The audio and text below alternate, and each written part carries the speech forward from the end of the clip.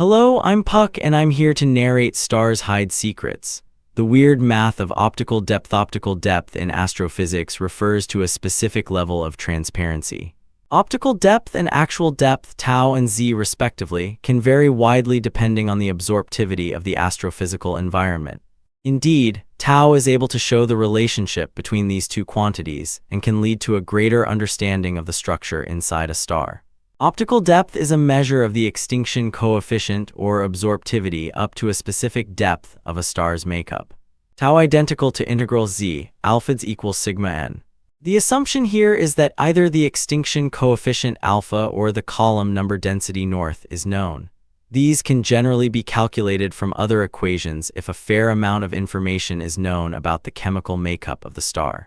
From the definition, it is also clear that large optical depths correspond to higher rate of obscuration. Optical depth can therefore be thought of as the opacity of a medium. The extinction coefficient alpha can be calculated using the transfer equation. In most astrophysical problems, this is exceptionally difficult to solve since solving the corresponding equations requires the incident radiation as well as the radiation leaving the star. These values are usually theoretical. In some cases, the Beer-Lambert law can be useful in finding alpha. Alpha equals E 4 pi kappa slash lambda 0, where kappa is the refractive index and lambda 0 is the wavelength of the incident light before being absorbed or scattered. The Beer-Lambert law is only appropriate when the absorption occurs at a specific wavelength. For a gray atmosphere, for instance, it is most appropriate to use the Eddington approximation. Therefore, tau is simply a constant that depends on the physical distance from the outside of a star. To find tau at a particular depth z, the above equation may be used with alpha and integration from z equals 0 to z equals z. Since it is difficult to define where the interior of a star ends and the photosphere begins, astrophysicists usually rely on the Eddington approximation to derive the formal definition of tau equals 2/3.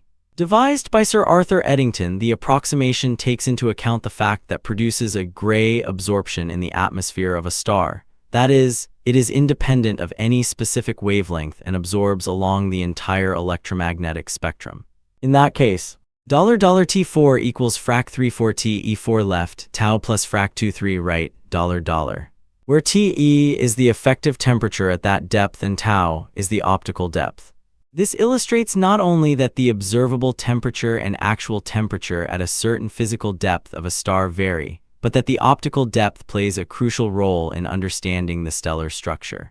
It also serves to demonstrate that the depth of the photosphere of a star is highly dependent upon the absorptivity of its environment.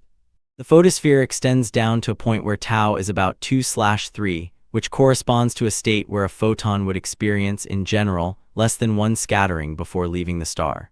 The above equation can be rewritten in terms of alpha in the following way. $T4 equals frac 34 T E4 left, int 0 z, alpha, dz plus frac 23 right, $, which is useful, for example, when tau is not known but alpha is. Stars Hide Secrets. The weird math of optical depth explores how light interacts with dust and gas in space, revealing surprising mathematical relationships.